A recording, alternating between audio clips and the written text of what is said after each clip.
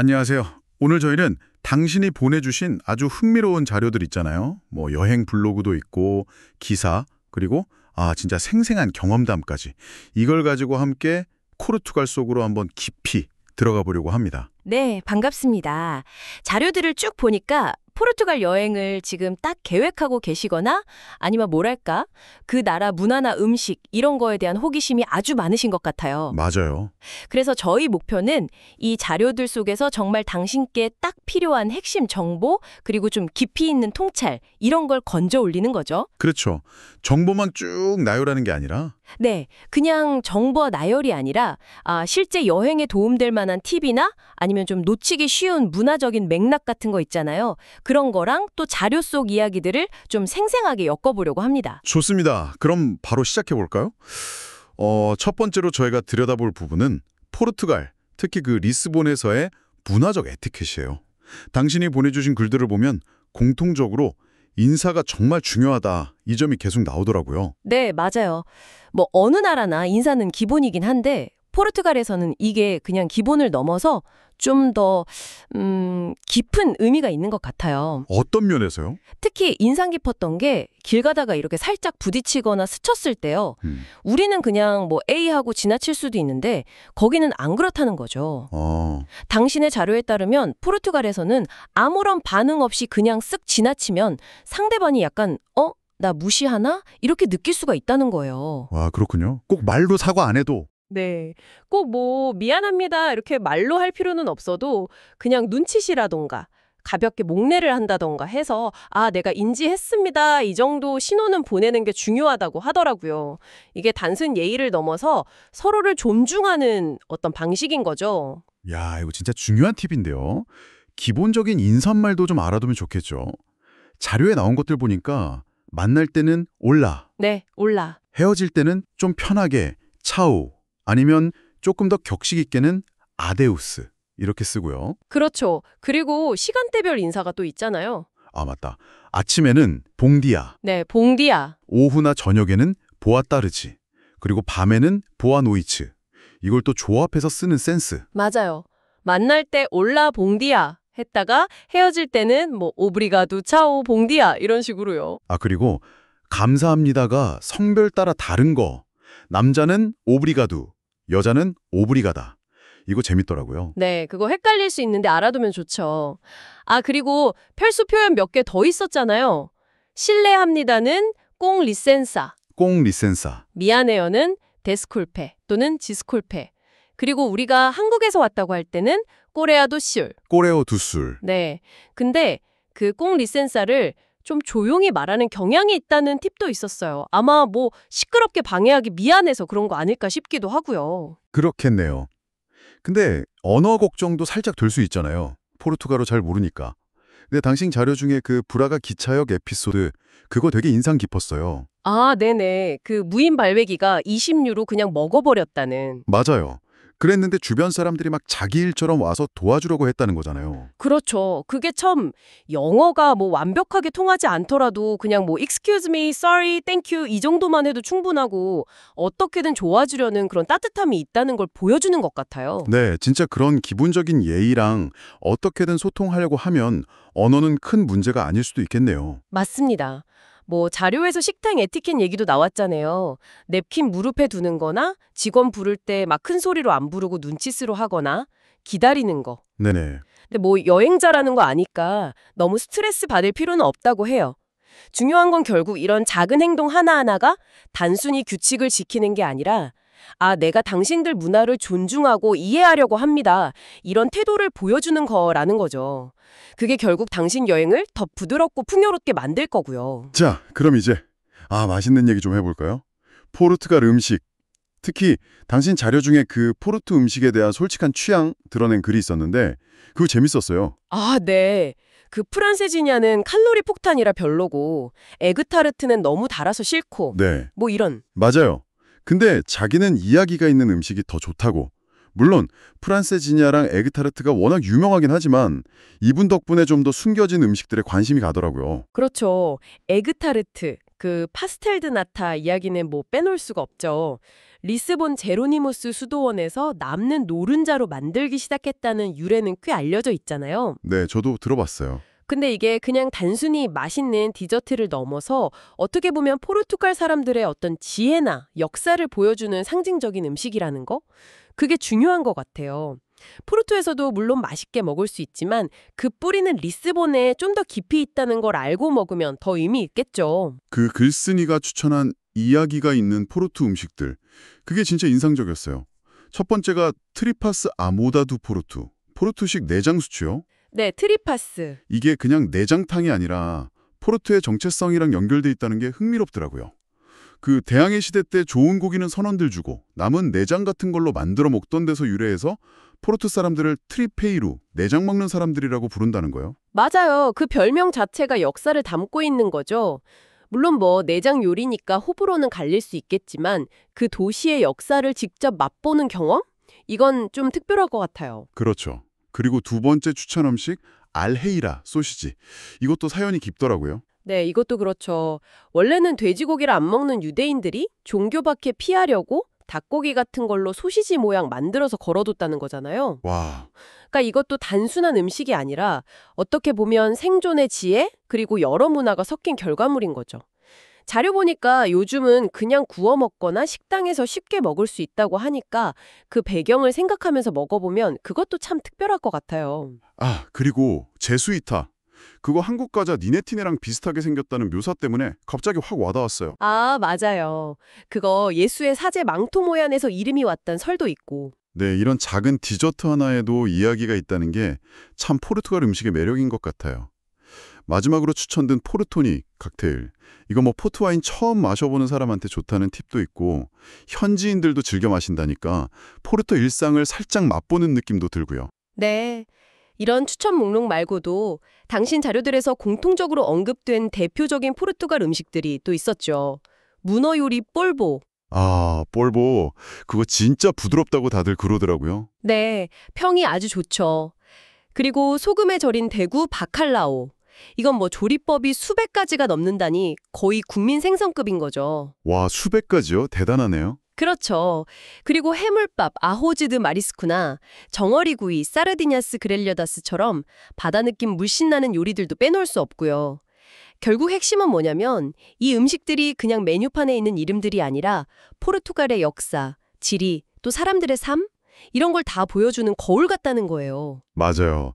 아, 그리고 식당 팁 중에서 1인분 원도스 시켰는데 실제로는 2인분 양이 나오는 경우가 많다는 거. 이거 진짜 꿀팁 같아요. 잘못 시키면 큰일 나겠어요. 네, 그거 종업원한테 물어보는 게 좋다고 하죠. 그리고 뭐 관광객 많은 큰 길 식당보다는 골목 안쪽 작은 현지 식당을 추천하는 조언이나 로컬 시장, 예를 들어 볼량 마켓 같은 데서는 현금만 받는 경우도 있으니 주의하라는 점도 실용적이었고요. 확실히 포르투갈 음식은 그냥 맛으로만 먹는 게 아니라 그 배경 스토리를 알고 먹으면 훨씬 더 깊은 맛을 느낄 수 있을 것 같아요. 그럼 이제 도시 안으로 좀 더 들어가 볼까요? 리스본하고 포르투, 이 두 도시의 이동 수단에 대한 분석인데요. 당신 자료들을 보면 리스본은 뭐랄까 대중교통 자체가 그냥 하나의 관광 코스처럼 느껴질 정도예요. 아, 맞아. 특히 리스본의 그 트램, 노란색 빈티지 트램 있잖아요. 특히 28번. 이거 뭐 거의 리스본의 상징이죠. 언덕길 덜컹거리면서 오르내리는 경험 자체가 너무 특별하다고더라고요. 그렇죠. 근데 다만 당신 자료에서 정말 아주 강력하게 경고하는 부분이 있었어요. 뭐였죠? 바로 소매치기. 아, 맞아요. 그걸 읽고 진짜 깜짝 놀랐어요. 일행 4명 중에 2명이나 당했다는 그 생생한 경험담은 와, 정말 충격이었어요. 네. 경치 구경하느라 정신 팔린 그 순간을 딱 노린다고 하니까 트램 탈 때는 정말 정신 바짝 차리고 가방 같은 거 조심해야겠더라고요. 아무리 강조해도 지나치지 않습니다. 낭만적인 이미지 뒤에 그런 위험이 있었네요. 그렇죠. 반면에 이제 지하철, 메트로는 노선이 4개인데 주요 지점을 아주 효율적으로 연결해 주고요. 특히 그 헤스타우라도레스 역처럼 아줄레주 타일로 막 예쁘게 장식된 역들은 그 자체로 볼거리가 된다는 이야기도 있었어요. 이동도 편하고 눈도 즐겁고. 리스본이 언덕이 많잖아요. 그래서 그 언덕 쉽게 오르내리게 해주는 아센소르 또는 푸니쿨라. 이것도 빼놓을 수 없죠. 특히 비카선에서 보는 태주강 풍경은 완전 엽서 같다고 하고요. 네, 이런 좀 독특한 교통수단들이 리스본의 지형이랑 잘 어우러져서 도시 경험을 훨씬 다채롭게 만들어주는 것 같아요. 버스도 뭐 요즘은 구글맵이 워낙 잘 돼 있어서 이용하기 편하고 상조르주 성가는 737번 버스처럼 특정 목적지에 딱 유용한 노선도 있고요. 이런 거 다 타려면 교통카드 필수겠네요. 그렇죠. 비바비아잼 차드. 이것도 정보가 유용했어요. 1회권이랑 24시간권 중에 자기 일정 보고 고르는 팁. 하루에 4번 이상 탈 것 같으면 24시간권이 더 낫다는 거. 이거 아주 실용적이죠. 네. 그리고 택시나 우버, 볼트 이런 거는 유럽 다른 데 비해서는 좀 싼 편이라고 하고 그래도 안전이나 가격 투명성 생각하면 앱 쓰는 게 낫다고. 우버나 볼트. 네, 맞아요. 앱은 미리 한국에서 등록하고 인증까지 다 해두고 가는 게 좋다는 조언도 있었고요. 아, 맞다. 전동 킥보드. 리스본이 거의 킥보드 천국이라는 표현까지 있더라고요. 엄청 활성화돼 있다고. 네. 근데 언덕이 워낙 많으니까 헬멧 꼭 써야 하고 좀 평지 위주로 타는 게 안전하다는 현실적인 조언도 있었죠. 이것도 앱 미리 깔고 등록해야 하고요. 와, 진짜 리스본은 이동수단 하나하나가 다 이야깃거리가 되는 도시네요. 그렇죠. 자, 이제 포르투로 넘어가 보면 포르투는 구시가지가 비교적 작아서 걸어 다니기 좋다는 점이 먼저 눈에 띄어요. 아, 포르투는 좀 더 걷기 편하군요. 네.